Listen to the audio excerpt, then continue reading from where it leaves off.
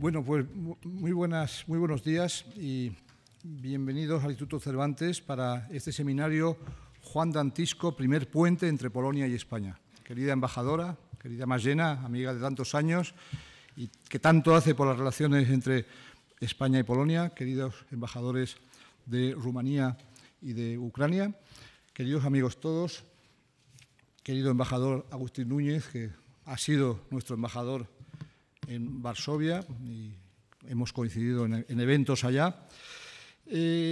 Hablar de Juan Dantisco y hacerlo con la presencia de Manuel Alonso Núñez, el profesor Núñez, que ha publicado una monografía sobre él en los cuadernos, los beneméritos cuadernos de la Escuela Diplomática. Realmente es una colección que tiene muchísimos años de historia y que publica cosas muy interesantes, como es este el caso.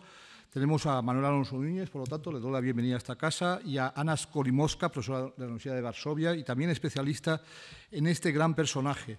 Un personaje que a los españoles nos trae muchísimos recuerdos, pero en lo cercano nos trae el recuerdo de un gran filólogo, historiador, político, como Antonio Fontán. Antonio Fontán fue la persona que revivió los estudios de Dantisco en España, a partir de la publicación, sobre todo en 1994, de su epistolario, y allí ya era un evento hispano-polaco, porque estaba el profesor Jerzy Axel, que también es un pionero en esa materia, ¿no? Estamos hablando de tiempos muy remotos. Estamos ahora mismo hablando pues, del 500 aniversario, el quinto centenario de la estancia de este primer embajador de Polonia en la corte de Carlos V en Valladolid.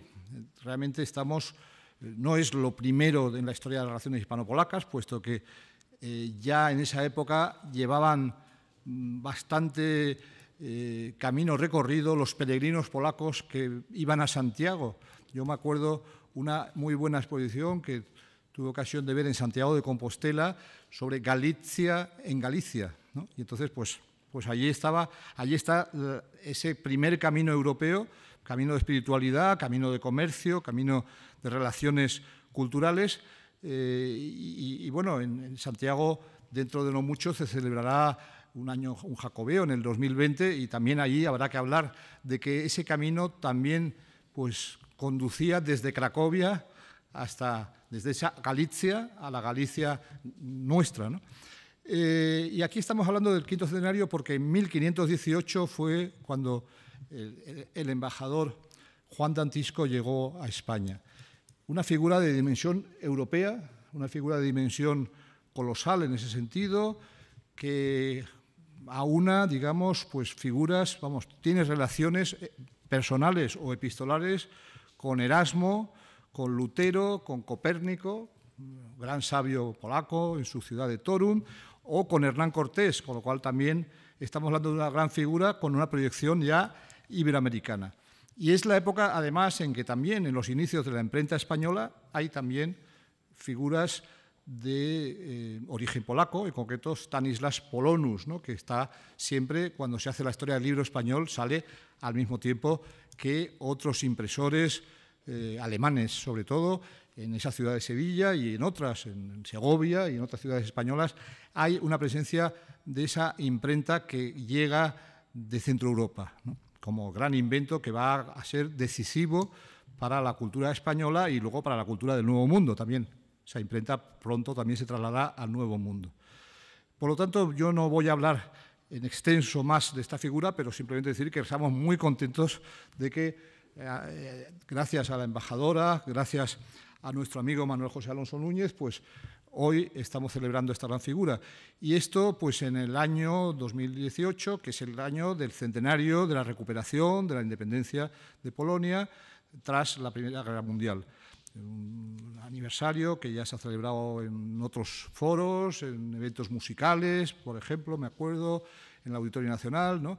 Y bueno, pues hay que seguir trabajando por las relaciones España-Polonia y en concreto nosotros pues estamos muy presentes en Polonia, como lo sabe el embajador Agustín Núñez, pues hemos tenido de siempre un instituto en Varsovia, de siempre, desde que se creó el Instituto Cervantes.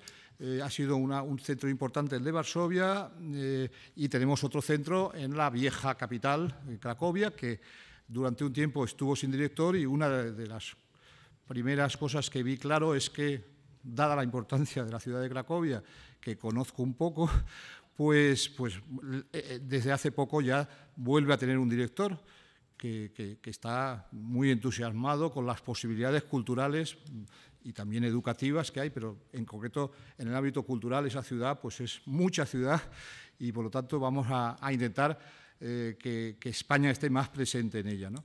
La embajadora sabe, pues, en fin, de las muchos eventos hispanopolacos que se han sucedido a lo largo de los últimos años.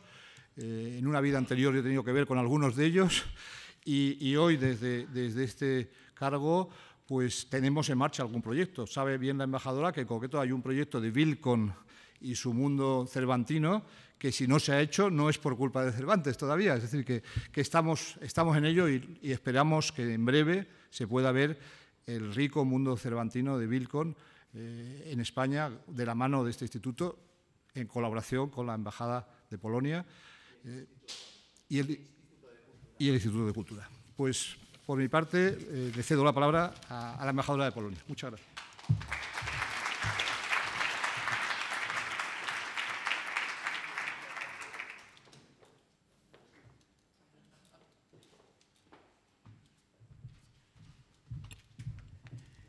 No sé, pero me corto siempre cuando tengo que hablar después de Juan Manuel Bonet, porque es un erudito de muchísimo cuidado.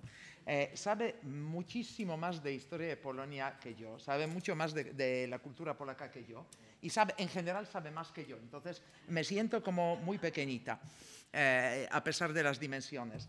Bueno, en primer lugar, miles de gracias precisamente a don Juan Manuel Bonet, gran amigo desde hace tropecientos mil años, y director de esta preciosa casa. Muchísimas gracias a los amigos embajadores y autoridades que están aquí.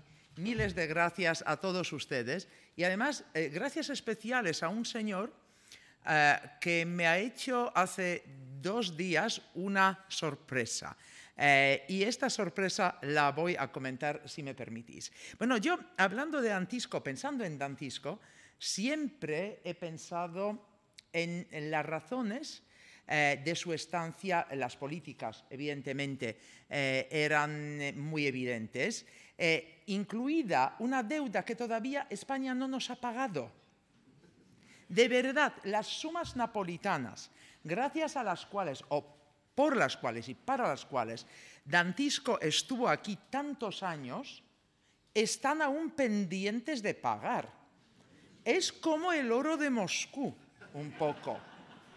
Pero, desde luego, aquí la causa es totalmente justa, y además los intereses de esa deuda, si se cuentan desde el siglo XVI, yo no quiero asustar a nadie, pero estando en un exbanco me puedo permitir el lujo de hablar de dinero. Así que yo, sea el gobierno que sea en España, yo voy a hablar de esa deuda. Ya va siendo hora de que se nos devuelva. Sois el único país que nos debe algo, por lo tanto, nos tenemos que aprovechar de eso. Pero también pensé que estuve pensando que por qué Dantisco se sentía tan bien en España. Es que en aquellos tiempos éramos bastante parecidos. 2 imperios, porque Polonia en aquellos tiempos era el segundo imperio más grande del mundo, al lado del español, situados en los confines de Europa, y además de la Europa cristiana, por eso se nos llamaba Antemurale Christianitatis, y además con ciertas similitudes en la mentalidad. El código de honor de la nobleza de los 2 países era idéntico. No se permitía, bajo ningún concepto, tocar el dinero. O sea, un noble español o un noble polaco no podían ser banqueros, no podían ocuparse del comercio, podían sí cultivar la tierra. Entonces, a eso se debe, en gran parte, el escaso desarrollo de las ciudades españolas y las ciudades polacas. Es que no había burguesía. La burguesía es, en los 2 países, un invento muy tardío que se impuso a fuerza de la revolución industrial, Y antes, la burguesía, los habitantes de las ciudades, se tenían en muy poca estima. Y cualquier hidalgo, más pobre que las ratas de un convento, con tener un papel que lo acreditaba como tal y un amago de espada que a veces dejaba también mucho que desear, valía muchísimo más que un gran propietario de manufacturas, de tiendas, banquero. Por eso, esas ramas de la actividad económica de los dos países estaban en manos de extranjeros, tanto en España como en Polonia. Dependíamos, los dos países, del concierto de los países europeos para poder comprarnos, yo qué sé, agujas o, como aquí, hasta el siglo XVIII, los espejos, no digo de lujo, de cierta categoría, las agujas y los abanicos se importaban. O sea, simplemente como había mucho dinero aparentemente de las colonias, no existía la necesidad de fabricar cosas. Se fabricaban cosas toscas para los pobres y las cosas mejores las ofrecía el extranjero y eso se aceptaba. Entonces, desde el punto de vista mental, sí, estábamos los dos países prácticamente en el mismo sitio. Desde el punto de vista religioso también la misma fe, aunque, todo hay que decirlo, en Polonia había un miedo, pero histérico, hacia los jesuitas, porque a los jesuitas se les consideraba unos agentes del imperio español que querían invadir Polonia, invadiéndola, abrirlas, y por eso se construían sus colegios al lado de las puertas de las ciudades, para en el momento oportuno abrir las puertas de esas ciudades para que entrara el ejército español, porque existía un miedo a la invasión española, o sea, que era una forma de reconocimiento del poder de la fuerza militar de España. Por supuesto, también estaba dividida la sociedad polaca, y muy dividida. Dos grupos grandes partidarios de un gobierno autoritario, que eran los seguidores de los Austrias y que querían que en el trono polaco se sentara de una vez por todas un Habsburgo, y seguidores de la áurea libertas de la nobleza polaca, que eran personas que no querían perder ni un ápice de esa libertad desmesurada, de esos privilegios desmesurados que tenía la pequeña nobleza.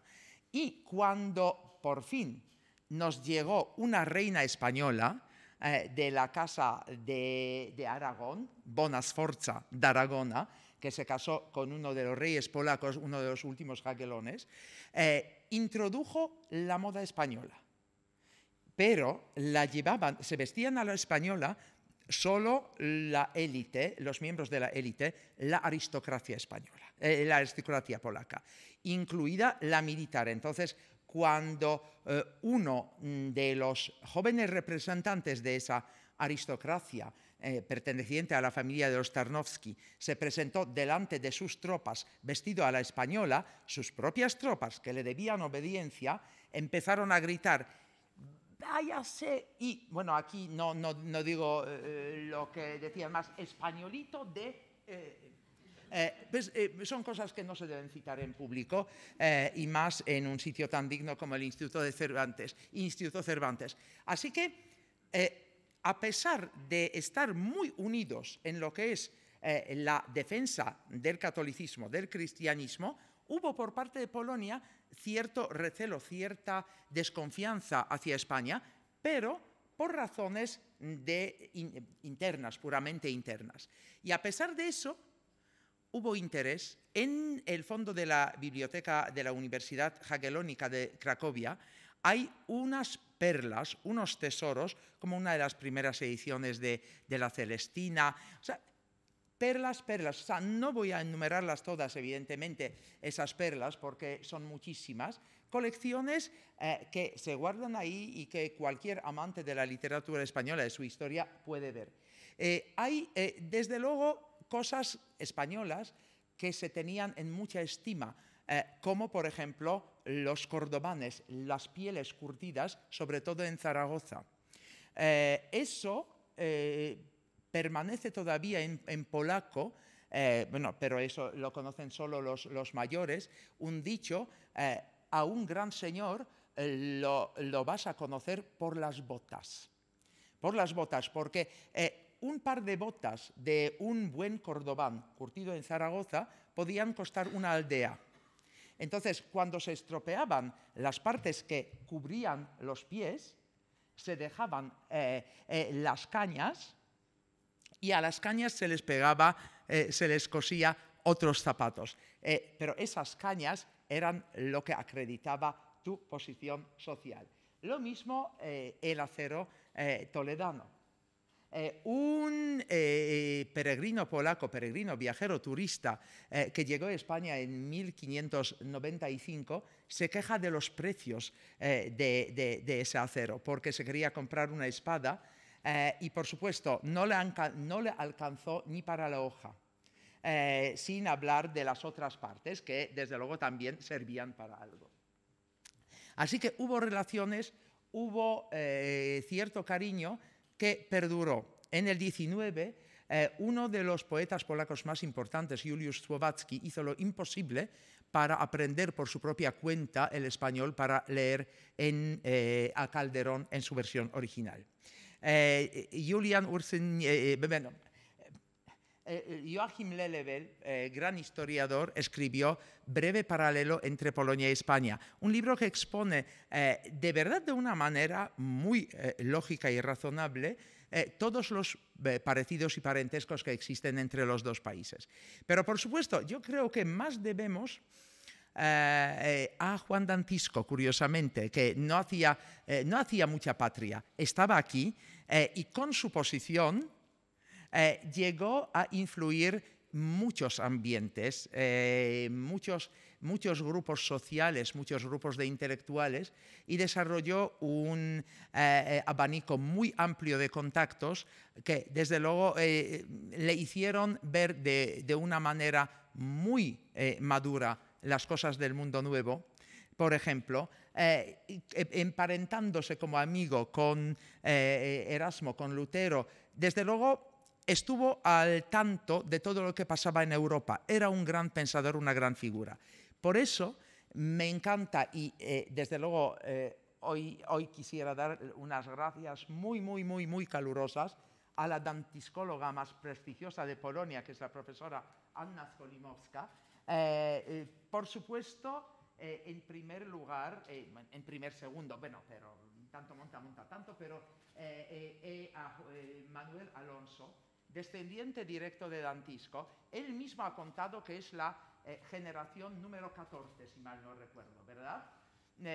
Con quien me he topado y además contentísima. Y por supuesto a mi colega queridísimo Agustín Núñez, ex embajador de España en Polonia, que hizo mucho para que estos contactos sean más fructíferos. Como suelo enrollarme como una persiana, ya termino, y muchísimas gracias y suerte a todos los ponentes.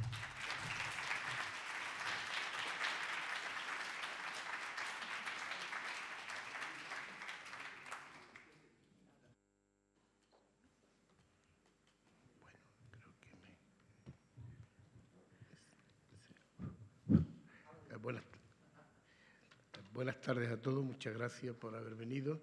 En principio quiero darle las gracias al Instituto Cervantes, a su director, don Juan Manuel Bonet, a la señora embajadora de Polonia y también a la profesora Ana Skolimowska, que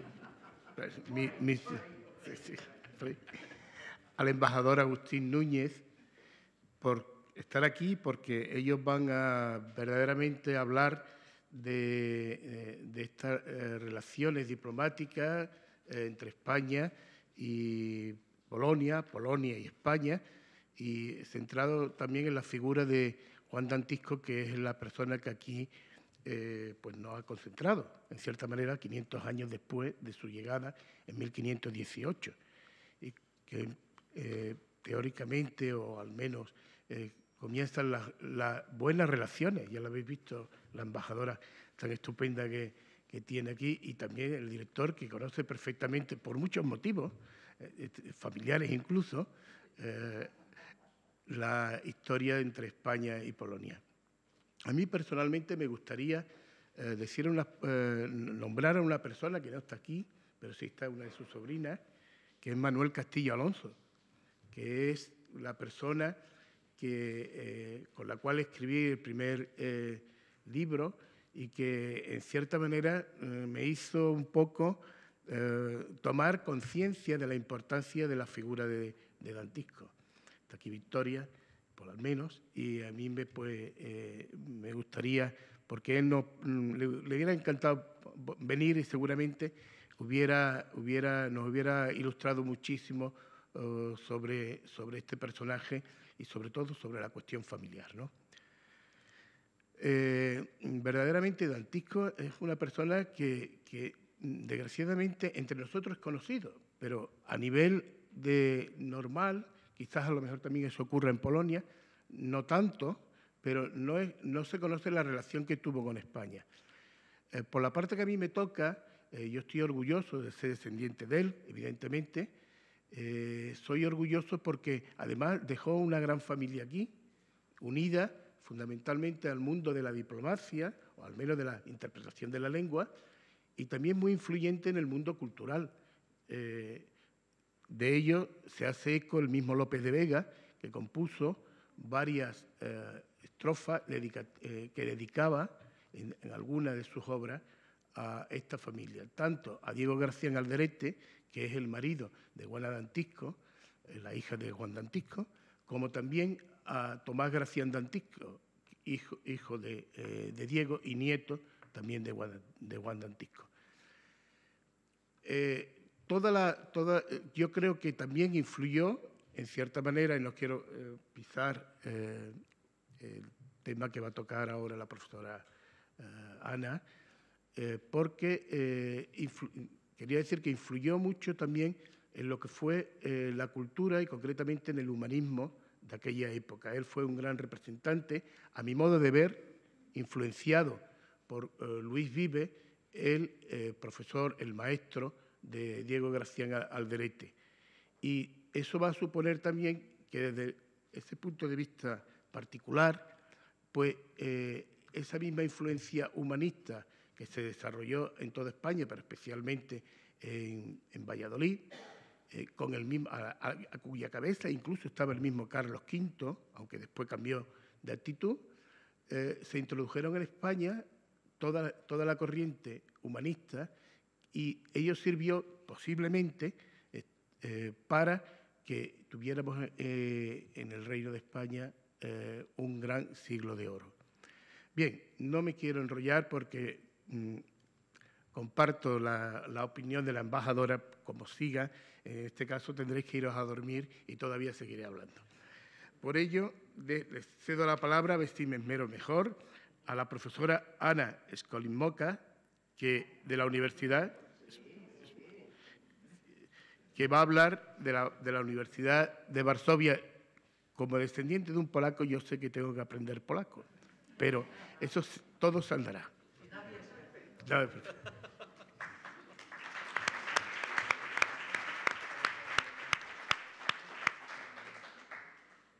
Muchísimas gracias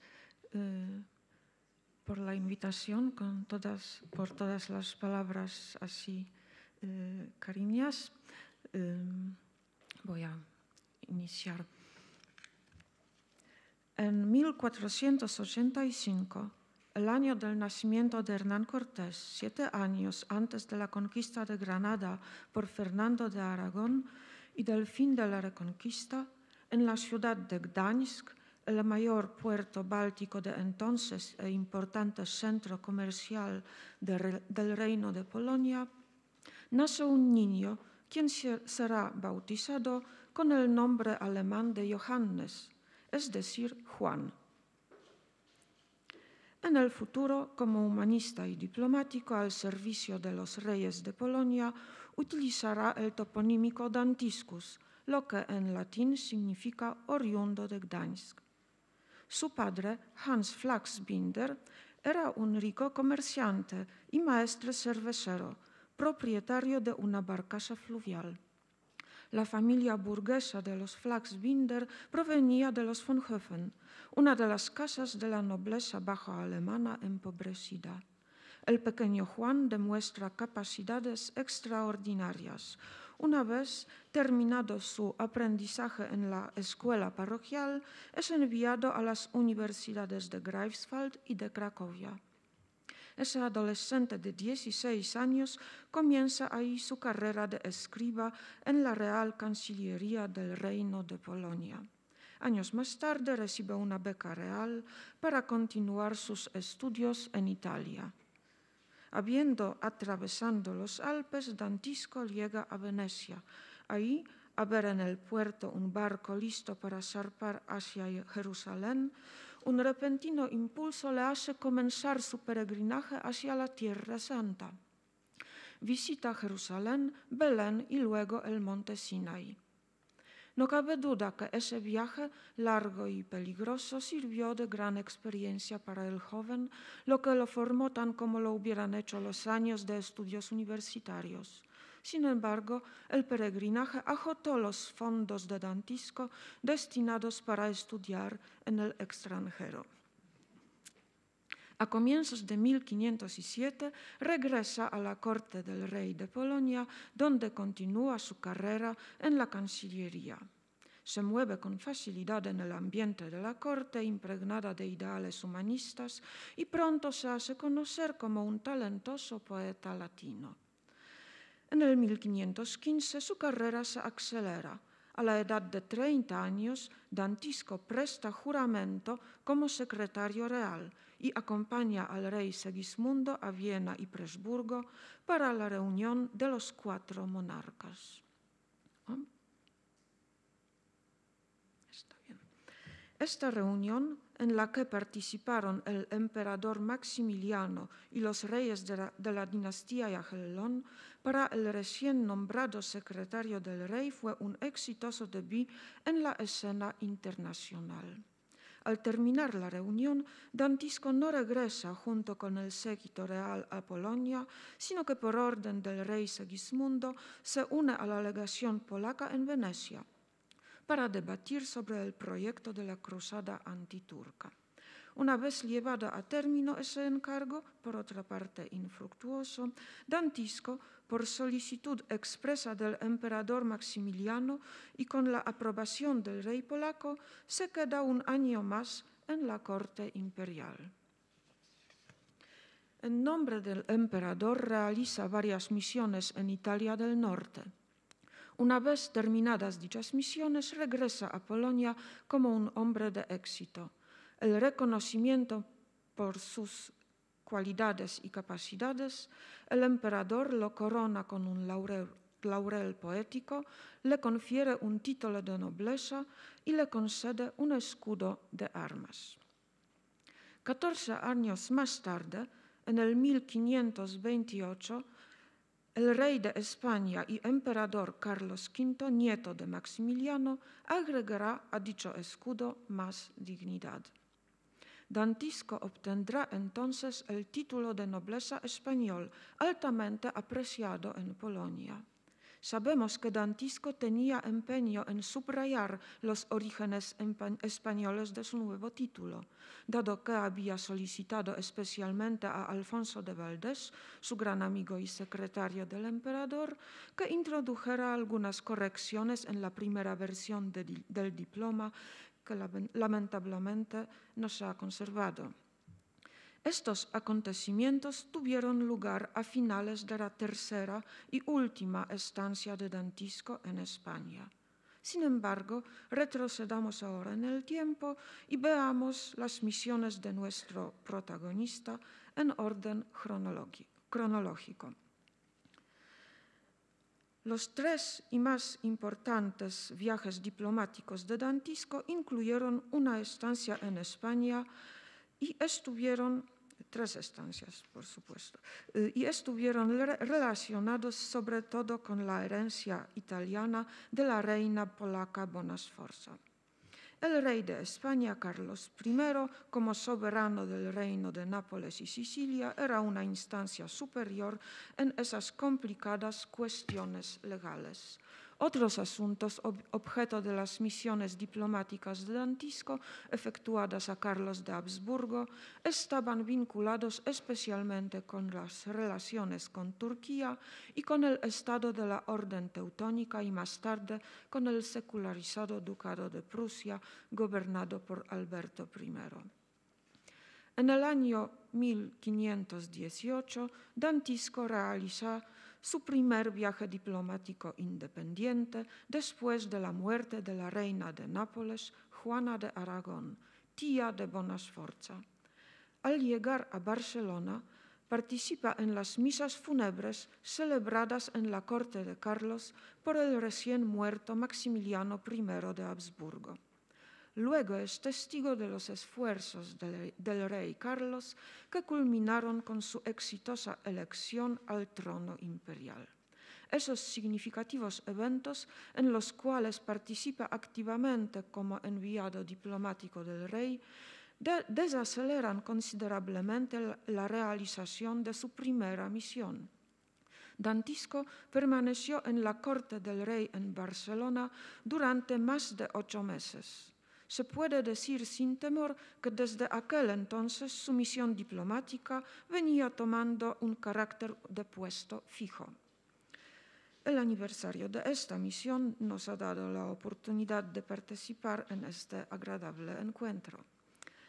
La segunda estancia de Juan Dantisco en la corte española de Carlos V tiene lugar entre los años 1522 y 23. En diciembre de 1522, el enviado polaco atraca en las costas norteñas de España en el puerto de Cudillero. De ahí, por León y Medina del Campo, llega a Valladolid. En la primavera del 1523, nuevamente por vía marítima, dejará la península ibérica. Antes de embarcar en La Coruña, visita el santuario de Santiago de Compostela, cuyo símbolo, la concha, aparecerá a partir de ese momento en las estampas ex libris del humanista. No obstante, su estancia más larga de casi 5 años y la más interesante desde el punto de vista de las relaciones del diplomático polaco con España y con los españoles es la tercera y última en ese país. Comienza en el 1524, a la muerte de Isabel de Aragón, la madre de Bonasforza. Debido a este acontecimiento reaparece la necesidad de negociar los asuntos de la herencia de la reina polaca. Permítanme mencionar brevemente los lugares visitados por Dantisco. Como pueden ver en el mapa, las fuentes documentan la estancia del diplomático polaco en los años 1524-29 en unas 21 localidades de la península ibérica. En el orden alfabético fueron las siguientes: Almuña de San Juan, Barcelona, Burgos, Cabezón de Pisuerga, Cantillana, Cubillas de Serrato, Dueñas, Granada, Madrid, Palencia, Pancorbo, Paredes de Nava, Sevilla, Toledo, Tordesillas, Torquemada, Utebo, Valencia, Valladolid, Vitoria y Zaragoza. Ese itinerario español de Dantisco corresponde, en general, al del Emperador, localidades marcadas en rojo en presentación.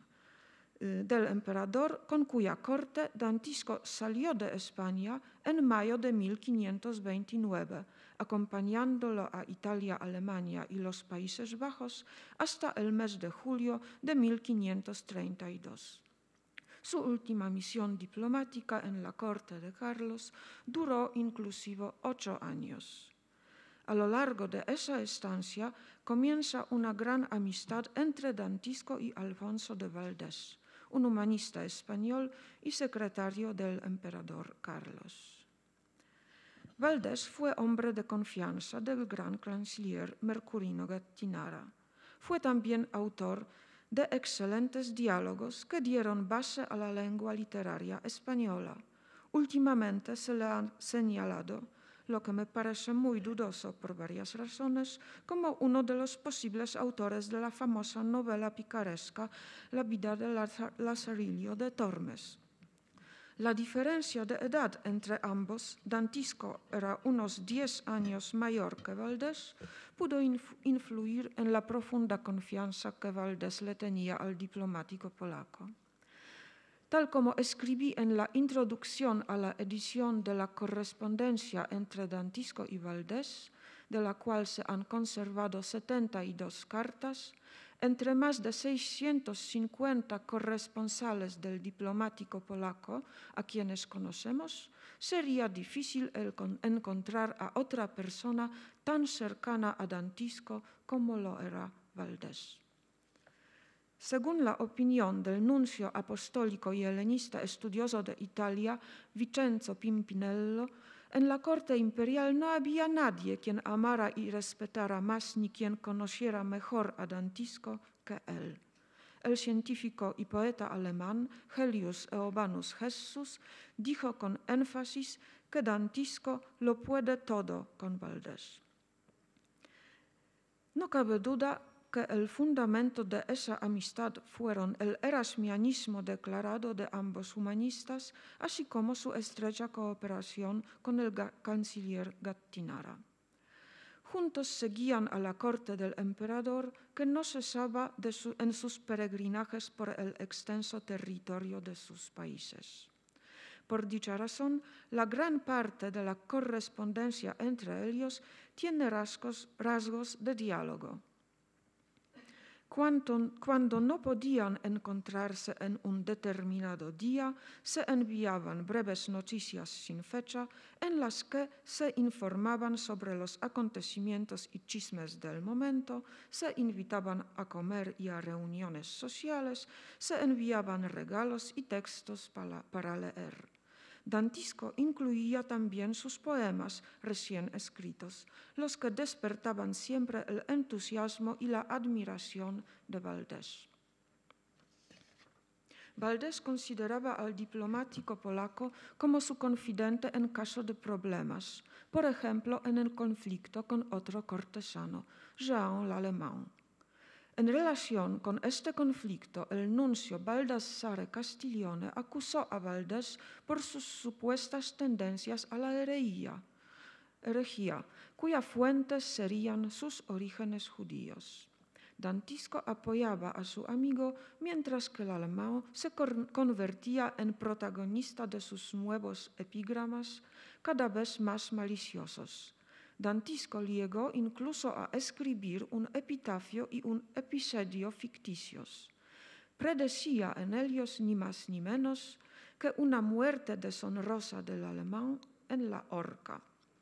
Sin embargo, aunque las predicciones de Dantisco no se cumplieron, vale la pena mencionar que poco tiempo después el alemán tuvo que someterse a un juicio acusado de alta traición, después de lo cual se retiró completamente de la vida política.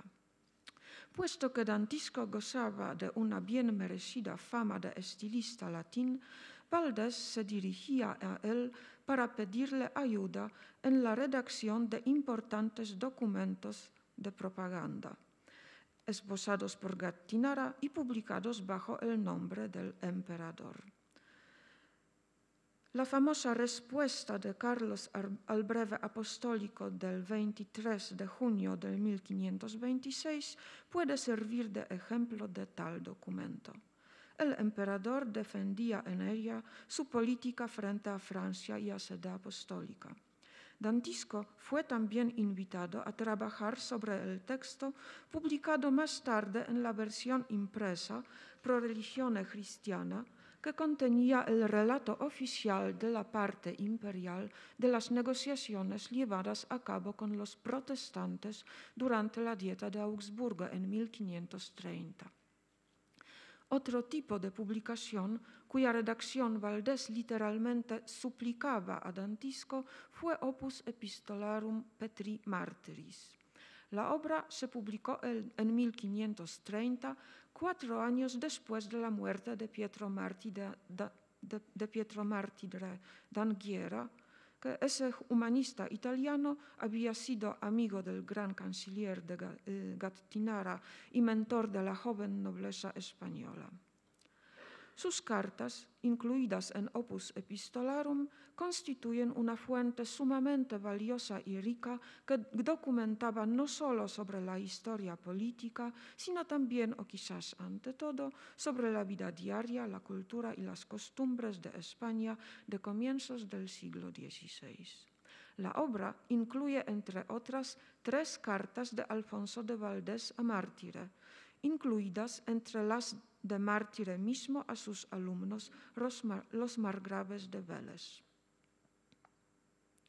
Las cartas de Valdés fueron citadas ahí en su totalidad como relatos de un testigo ocular de importantes acontecimientos en Alemania: los comienzos de la actividad de Martín Lutero, la coronación de Carlos V como rey de romanos en Aquisgrán y las audiencias de Lutero durante la Dieta en Worms de 1521.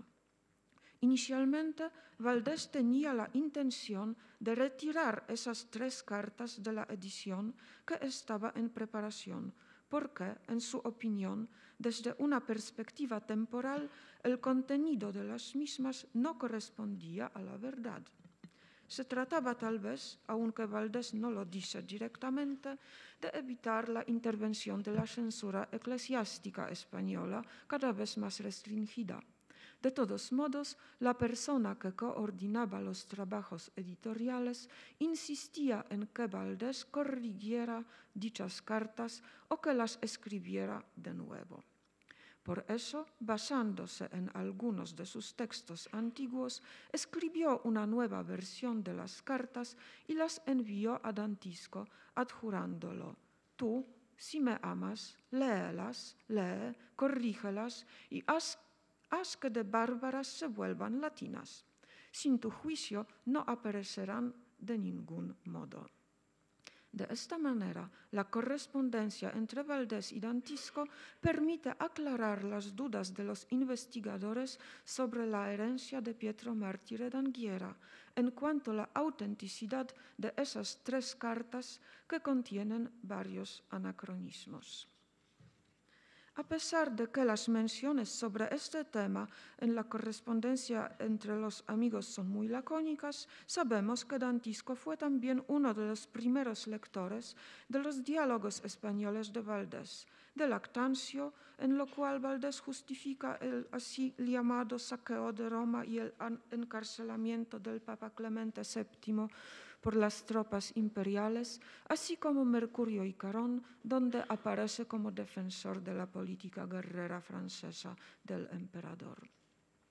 En el otoño de 1532, apenas 3 meses después de que Dantisco hubiera regresado a Polonia, tras haber cumplido su última misión en la corte imperial, fallece Alfonso de Valdés en Viena de peste bubónica.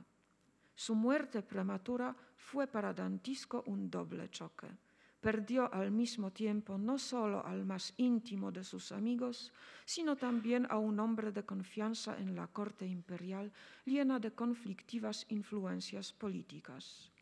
Dantisco, entonces obispo de Kulm en su Prusia natal, se despidió con su amigo, secretario del emperador, escribiendo para él un epitafio en verso. Luego hizo todo lo posible para que éste fuera pintado en una tabla y colocado en la Catedral de San Esteban en Viena, sobre la tumba donde fue enterrado su amigo. El más famoso entre los amigos españoles del diplomático polaco fue sin duda alguna Hernán Cortés. De la correspondencia entre Dantisco y Cortés, lamentablemente conservada en una mínima parte, solo subsisten 3 cartas de Cortés, y sabemos que juntos satisfacían sus pasatiempos en Madrid en 1528 y que su amistad no fue efímera. Cortés Algunos años más tarde le enviaba a Dantisco de manera bastante regular novedades del Nuevo Mundo. Dantisco apreciaba mucho esa amistad con el conquistador, quizás entre otras razones porque coleccionaba mapas y globos terráqueos. En la biblioteca del obispo tampoco faltaban libros sobre temas de geografía. No cabe duda que Cortés ocupaba un puesto excepcional entre los amigos del diplomático polaco. Lo prueba, por ejemplo, un hecho conocido. Dantisco, en la obra autobiográfica de Vita Sua, menciona a sus diferentes corresponsales, pero solo a Cortés por su nombre. Es aquel gran Cortés que tantos reinos de Nuevo Mundo descubriera, aunque lejos, constantemente conmigo en contacto se halla. Dantisco, mientras ocupaba cargos laicos, gozaba de la opinión de ser un bon vivant, de cabeza fuerte, sin lugar a duda algo que marcaba el profesionalismo de nuestro diplomático, que no rechazaba ni los placeres de la cama ni de la mesa. No obstante, al final de su vida, cuando desempeñó el cargo de obispo en Prusia Real, se dio a conocer como un superior riguroso que se atenía a sus principios y quien vigilaba a la moral de los sacerdotes. En conformidad con los mandatos reales, expulsaba de la diócesis a los herejes, prohibía a sus súbditos permanecer en los terrenos abarcados por la Reforma y leer libros protestantes. Hasta Nicolás Copérnico, cuando estuvo en el puesto de canónigo de Varmia, siendo súbdito de Dantisco, no logró evitar las observaciones morales de éste. Al mismo tiempo, al ocupar cargos laicos en Prusia, Dantisco mantuvo buenas relaciones de vecindad con el príncipe luterano Alberto de Brandenburgo, el último gran maestre de la orden teutónica, y no rompió relaciones con los protestantes a quienes hubiera conocido anteriormente. No obstante, al final de su vida observamos en él una clara vuelta hacia atrás en la relación con los asuntos laicos y una creciente tendencia a practicar una meditación piadosa. La expresión de esta transformación es un pequeño libro, Hymni aliquot ecclesiastici, publicado por Dantisco unos meses antes de su muerte. Este texto, publicado de manera anónima en Cracovia, contiene 27 himnos religiosos que inspiran al lector al reflexionar sobre los acontecimientos del año litúrgico. Ahora bien, ¿por qué presto atención a los himnos religiosos de Dantisco en esta ponencia dedicada a sus relaciones con España? Es que unos 20 años más tarde, durante el reino del Felipe II, un tal Diego Gracián de Alderete publicó por lo menos 3 veces esos himnos en España. Ya no en forma anónima, sino bajo el nombre de Dantisco. Quizás me preguntarán por qué lo hizo. Bueno, sucede que durante la tercera misión diplomática de nuestro protagonista, a comienzos de 1527, en Valladolid nació Juana Dantisca, una hija suya y de su amante española, Isabel Delgada. Poco tiempo más tarde de esta misma relación nace un hijo, quien recibe el nombre de Juan, lo que nos hace presumir que la relación no fue efímera. No obstante, según ustedes recuerdan, Dantisco abandonó España a mitad del año 1529. Su hija tendría entonces un poco más de 2 años y el pequeño hijo estaría todavía en la cuna. Los posteriores contactos del diplomático polaco con su familia española se encuentran documentados en su correspondencia, tanto con Isabel Delgada como también con Juana y con los agentes alemanes de los Welser en la península ibérica y además con los amigos diplomáticos Cornelis de Schepper y Johann Wesse. Inicialmente, Dantisco ayudaba financieramente a sus hijos y a la madre de estos, e incluso luego, después de establecerse en su cargo de obispo en Kulm, en Prusia, comenzó a planear de hacer venir a su hija. Juan, el hijo, murió de temprana edad. Dantisco prometió a Isabel seguir ayudándola regularmente con una suma de 20 ducatos anuales. Sin embargo, ella expresó su preferencia por un solo pago, más elevado, 200 ducados. Esos reclamos frenaron los trámites de Dantisco de hacer venir a Juana a Prusia. Reprochó a Isabel que ella quería vender a su hija y le replicó que los bienes propios no se compran. Dijo que si Isabel le había propuesto tal trato, cabía suponer que él no sería el padre de Juana. Además, la enorme distancia entre Prusia y España complicaba las negociaciones. El ya mencionado Diego Gracián de Alderete, secretario del emperador Carlos V y de la emperatriz Isabel, más tarde en servicio del rey de España Felipe II, traductor de la literatura griega y latina, erasmista a quien Dantisco conocía de la época de diplomacia, entró en el escenario del conflicto cuando Juana cumplió 10 años. Gracián se comprometió con Juana en junio del 1537 y un año más tarde, cuando la niña tenía 11 años y medio, se casó con ella. Al informar a su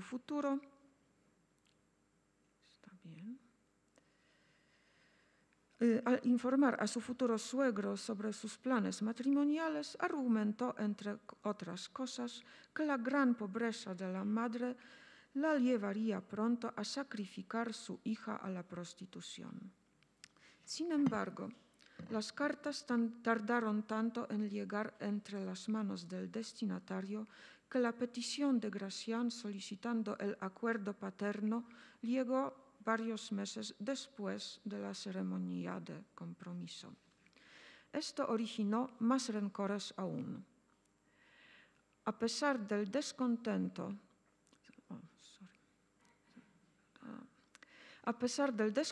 demostrado por Dantisco, Gracián no perdió la esperanza de que un día la unión sería aceptada por él y que Juana obtendría una dote. Mientras tanto le describía al padre de la niña con lujo de detalles todo lo que sucedía con ella. Después de la boda la confirió en tutela a su propia madre, Isabel de Hermosilla, quien se encargó de la educación y formación espiritual de Juana, al igual que cuidaba a su propia hija, contemporánea de la nuera. Esto no sirvió para nada en la mejoría de las relaciones familiares. Dantisco se enojó y no pagó la dote. Mientras tanto, su hija alcanzó la edad de ser madre, logrando en este campo excelentes resultados. Los poetas de la época escribían que la prole de Juana y Gracián era más numerosa que la de Niobe. Cristóbal Márquez, biógrafo del padre Jerónimo Gracián Dantisco, carmelita y probablemente el nieto más famoso de Dantisco, enumera 20 hijos de Diego y Juana, conociendo hasta 13 por el nombre, los cuales alcanzaron la edad madura. Dicho Jerónimo fue también teólogo, escritor místico, reformador de la Orden de los Carmelitas y confesor de Santa Teresa de Ávila. Aparte de Jerónimo, pueden citarse entre los descendientes Antonio Gracián Dantisco, secretario de confianza del rey Felipe II y bibliotecario del Real Monasterio de San Lorenzo del Escorial; Lucas Gracián Dantisco, capellán de la corte, notario del rey, sucesor de su hermano Antonio en las funciones de bibliotecario en el Escorial y a la vez hombre de letras, autor de la adaptación española del Galateo, overo de costumi de Giovanni della Casa, amigo de Miguel de Cervantes; y Tomás Gracián Dantisco, secretario del rey y traductor del idioma francés. La mencionada edición española de los himnos de Dantisco es sumamente interesante. En realidad, no se trata de una simple reimpresión de la edición de Cracovia, Hymni aliquot ecclesiastici, sino una compilación de 3 textos diferentes, aunque, aparte de los himnos, ninguno de ellos fue señalado en la página de cubierta del libro.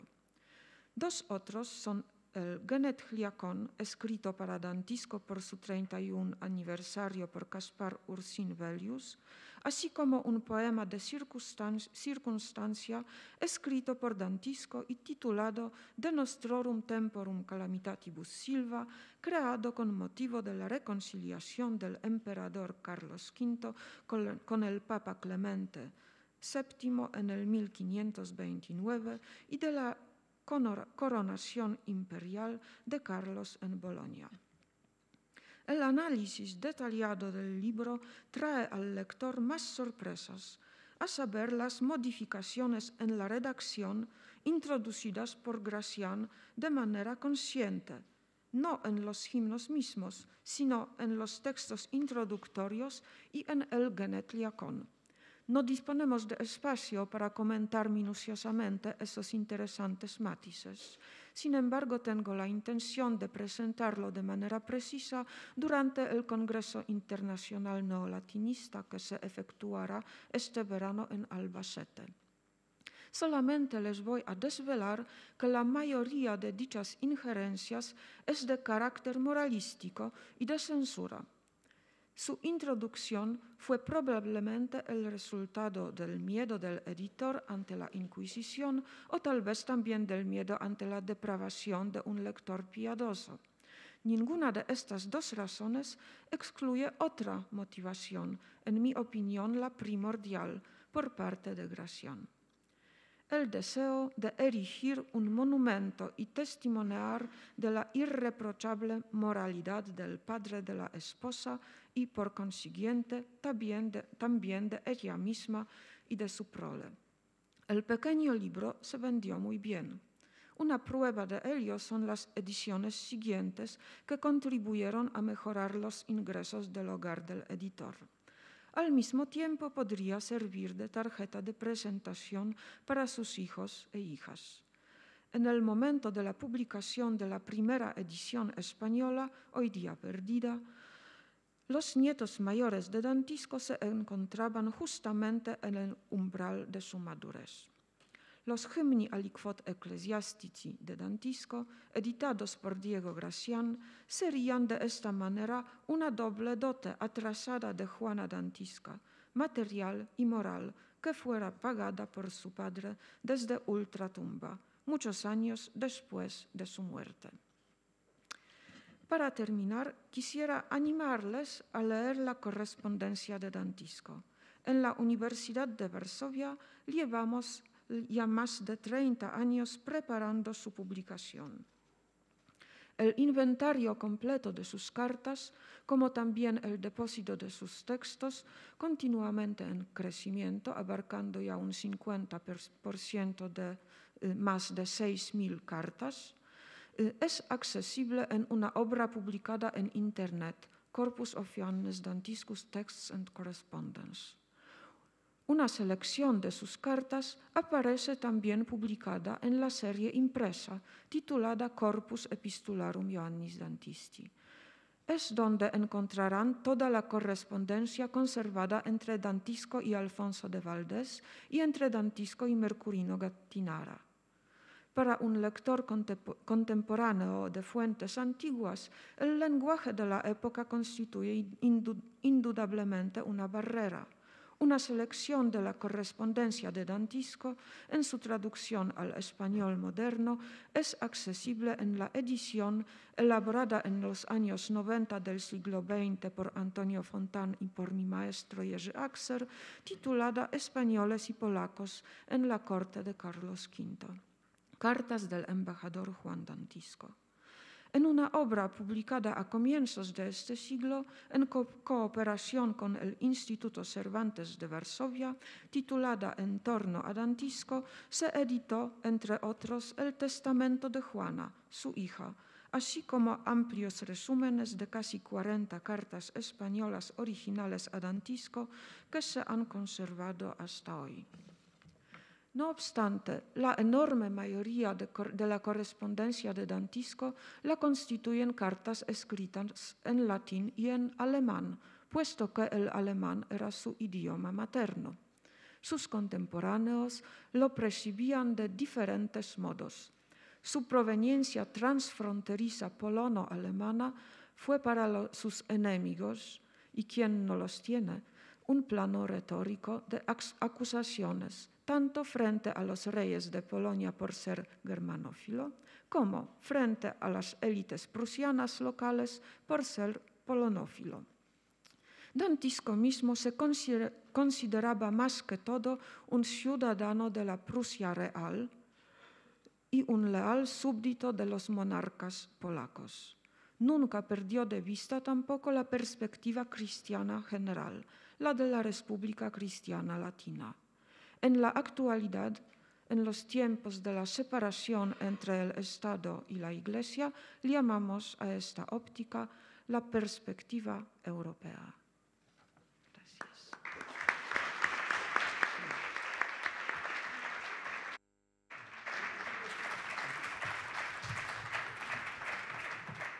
Señores, y ahora es el momento de comentar lo que anuncié al principio, o sea, el regalo que me hizo el conde, el aquí presente hoy con nosotros, el conde Piotr Potocki, porque hace unos muy pocos días me mandó por correo electrónico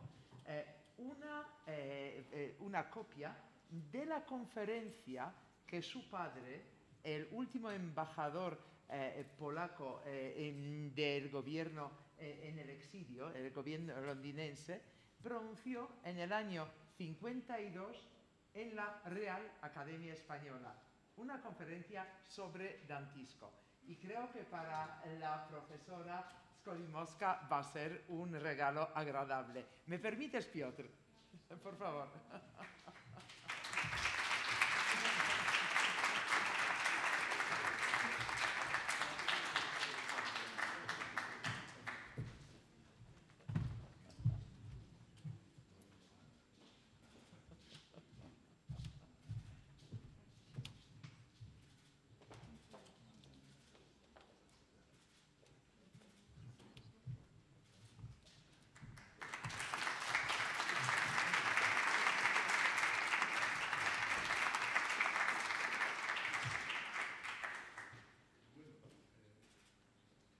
Yo creo que todo el mundo ha visto la amplitud con que la profesora Ana ha hecho ese esbozo de Juan Dantisco, que yo creo que se podría resumir, siguiendo a Terencio y traduciéndolo al español, con la frase de Terencio que decía, o que dice, soy hombre, nada humano me es ajeno. Yo creo que esta frase es la que describe a la perfección la figura de Juan Dantisco.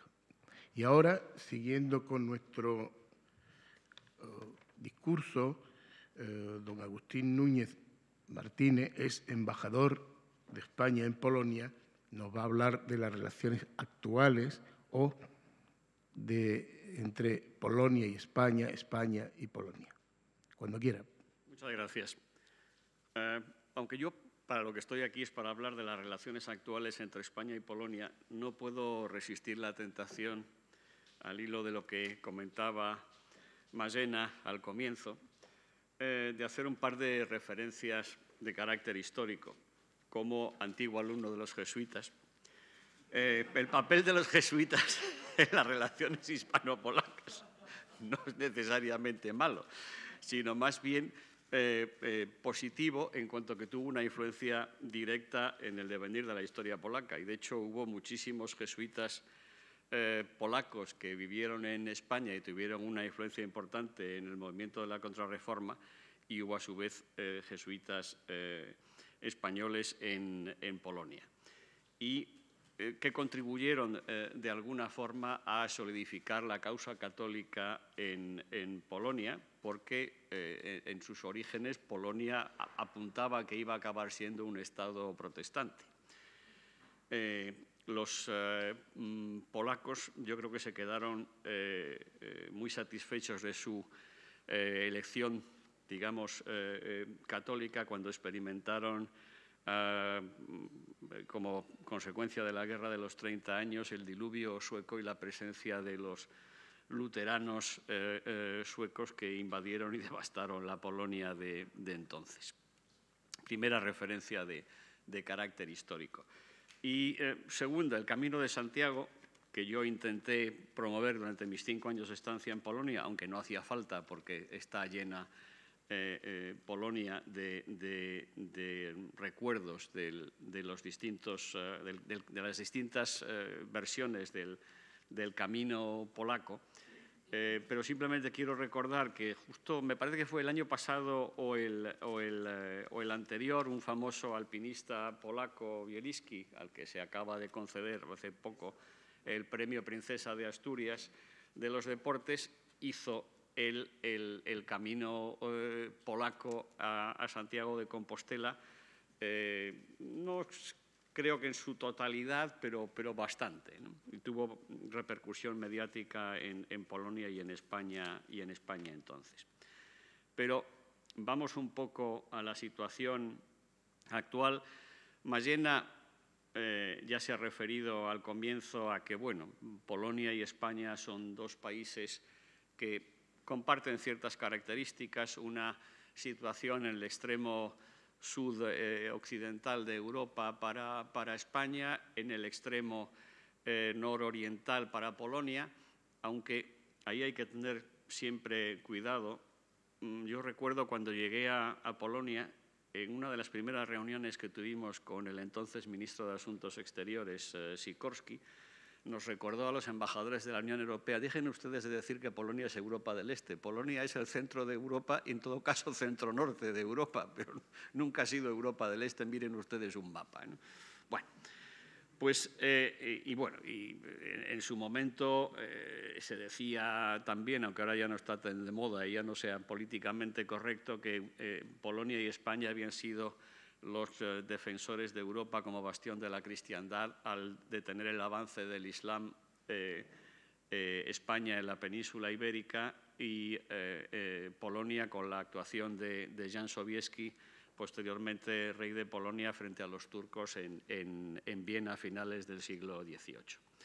Pero vayamos a la situación actual. Yo, en mis 5 años largos de estancia en Polonia, que terminaron en noviembre del año pasado, pude comprobar cómo las relaciones en los últimos años han sido espléndidas y continúan siéndolo, y van cada día hacia una relación más profunda, con independencia de cuáles sean los gobiernos que estén en el poder en cada país, en cada momento, ¿no? Polonia tuvo a España hasta cierto punto como modelo de transición democrática ejemplar, y en España siempre se ha reconocido el papel de Polonia en la caída de los regímenes totalitarios comunistas del este de Europa. En este sentido, los polacos fueron los grandes precursores. Y ya consolidada la democracia, primero en España y luego en Polonia, se han ido celebrando desde hace algún tiempo, con carácter prácticamente anual, unas cumbres anuales presididas por ambos jefes de gobierno. Este año se va a celebrar, si no calculo mal, la 13ª en territorio español. No sé al final si va a ser en Madrid o dónde va a ser. Lo que sí sé, porque me lo dijo Mairena hace algún tiempo, es que el foro hispano-polaco se va a celebrar en Santiago de Compostela el 24 y 25 de junio, si mal no recuerdo. Yo es que en esto soy parcial, pues soy gallego y por eso, entre otras cosas, me dedicaba a promover todavía más el camino de Santiago en Polonia. Pero bueno, aparte de las cumbres que se celebran con carácter anual, las relaciones económicas son relaciones crecientes. Cuando yo llegué a Polonia a finales del 2012, estábamos en unos intercambios en ambos sentidos de aproximadamente 6.500 millones de euros. Unos años un cierto superávit para España, otros años un cierto superávit para Polonia, pero pequeño. Es un comercio bastante equilibrado y el año pasado se habían superado habían sobrepasado los 9.000 millones los intercambios comerciales con un pequeño superávit para Polonia.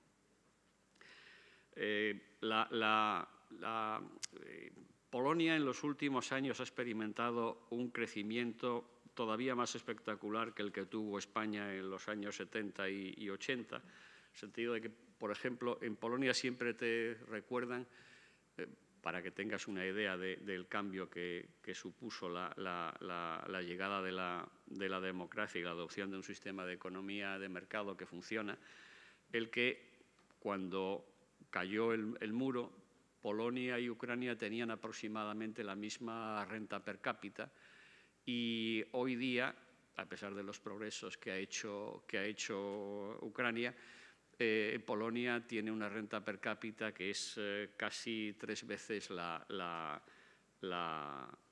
ucraniana, aunque es claro que Ucrania ha tenido que enfrentarse con una serie de problemas que afortunadamente Polonia no ha experimentado. Y la renta per cápita polaca es hoy aproximadamente el 70-75% de la europea. La nuestra, la española, ha bajado un poquito, está como en el 92%, según veía ayer en un artículo del diario El País. Los intercambios a nivel personal, y de hecho las personas generalmente van por delante de los gobiernos, pues son cada vez también mayores. Aparte del programa Erasmus, que es un programa sumamente popular entre polacos y españoles, de hecho, yo creo que Polonia es probablemente el primer país que recibe el país que más estudiantes Erasmus recibe de España. Y al revés, aunque creo que Italia compite con España en esto, a pesar de que Italia es bastante más caro que España, pero creo que por ahí entre los destinos España e Italia para los polacos los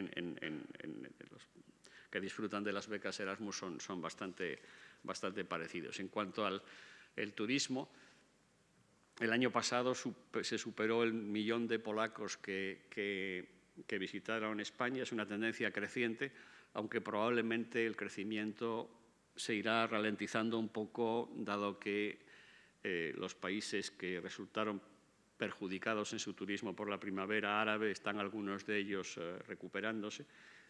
Pero durante todos estos años España ha sido, después de Grecia, el principal destino de los turistas polacos.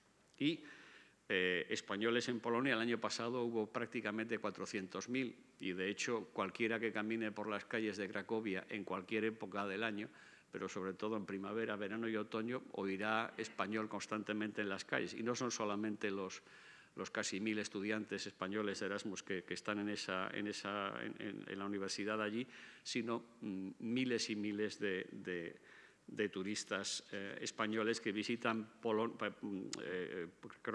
Cracovia como el más atractivo destino turístico del país.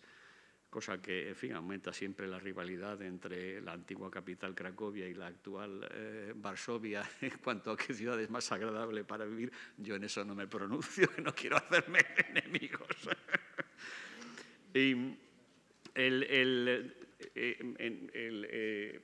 Hay aproximadamente 700 y pico empresas españolas que tienen que desarrollan actividades en Polonia, o empresas polacas con participación mayoritaria de capital español, entre las que destacan aparte del Sajón y BBK, que es un banco del Banco Santander, que es en la actualidad el tercer grupo bancario de Polonia y un grupo bancario que da bastantes beneficios. Hay una numerosa presencia de empresas en infraestructuras, una veintena, que yo recuerdo de hace un par de años las cifras tenían obras en desarrollo en Polonia por importe de más de 6.000 millones de euros, que para que se hagan ustedes una idea es aproximadamente la inversión del gran proyecto la Meca Medina, del que tanto hemos leído en los periódicos y oído en los medios de comunicación. Y desde el punto de vista cultural, las respectivas embajadas, Mayena en Madrid, yo en su momento y Javier Sanadia, mi sucesor, hacemos lo que podemos por promocionarlas con unos recursos económicos a veces escasos, porque la crisis económica de los últimos años, que en Polonia no se notó, pero en España sí mucho, supuso una reducción de los presupuestos, lo que nos ha obligado a veces a ser imaginativos y a intentar cooperar con las empresas nuestras en Polonia, lo cual no siempre es fácil, porque la mayor parte de las empresas españolas en Polonia, con la excepción quizás del grupo Inditex, Mango y algunos otros, no tienen actividades cuyo destino final es el consumidor, y por lo tanto no se benefician directamente de actividades de, digamos, propaganda o marketing de lo que ellos venden o suministran, ¿no? En conjunto, mi impresión de 5 años de estancia en Polonia es clara confirmación de la legendaria hospitalidad de los polacos. Es un país donde un español se siente a gusto o nada más llegar. Se sorprende enseguida de lo difícil que tenemos los españoles aprender polaco y de lo fácil que en apariencia les resulta a los polacos aprender español. De hecho, tenemos un programa de secciones bilingües en colegios públicos en Polonia, y en este momento 42 o 43, y yo he asistido a representaciones teatrales cortas, de 15 o 20 minutos, de alumnos que apenas llevan 6, 7, 8 meses estudiando español, y te quedas asombrado de lo bien que lo hacen. Y bueno, los que hemos intentado, los que nos hemos enfrentado con el polaco, a los 6 o 7 meses no éramos capaces de decir absolutamente nada, ¿no? Pero bueno, es un país donde te sientes a gusto. Los polacos, además, tienen una buena opinión de los españoles. De hecho, España figura siempre entre los 4 o 5 países preferidos de los polacos en los distintos sondeos que se han ido haciendo.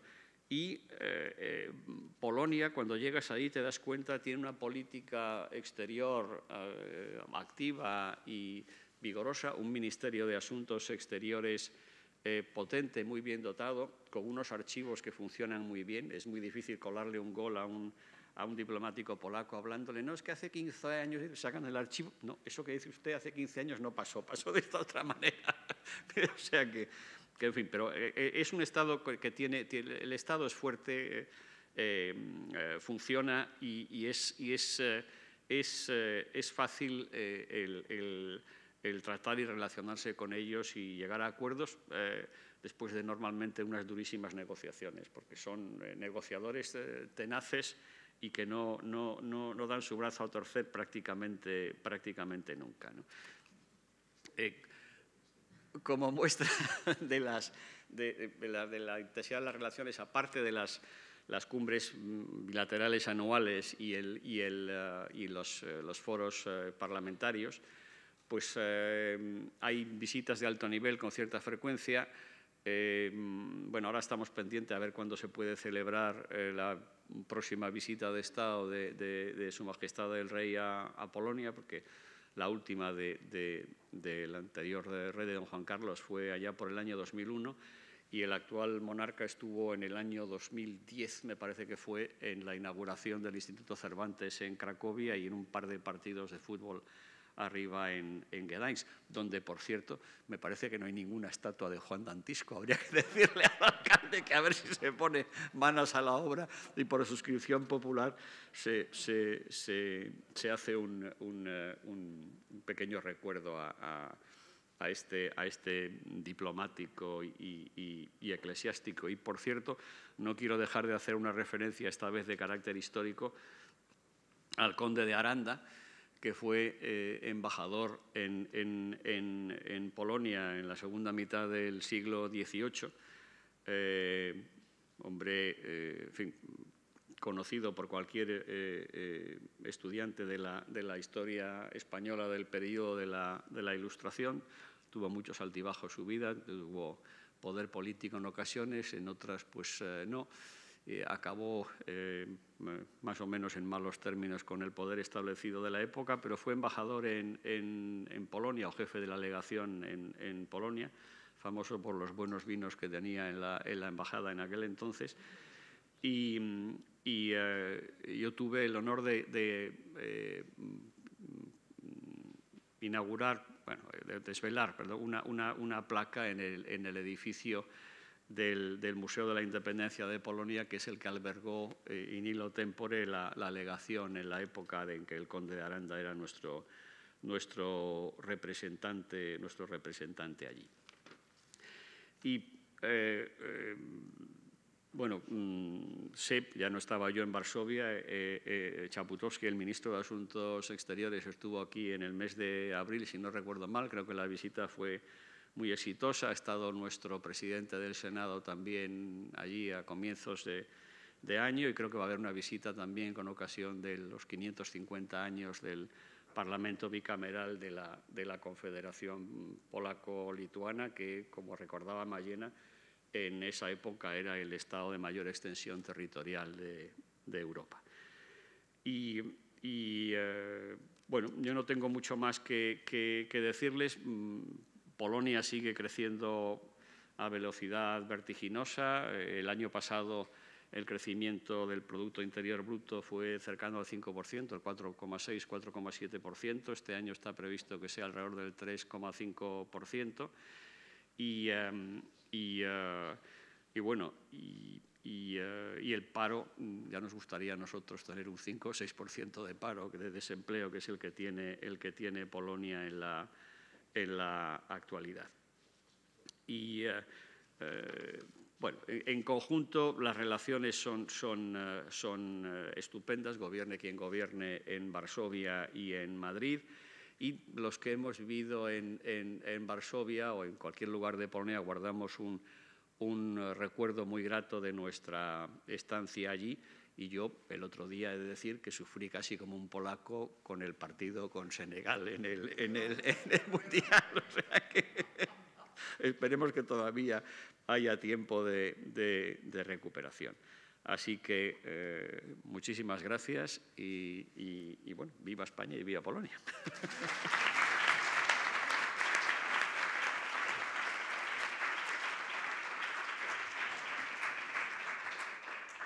Bien, pues yo creo que con la venia del señor director damos por clausurado el acto.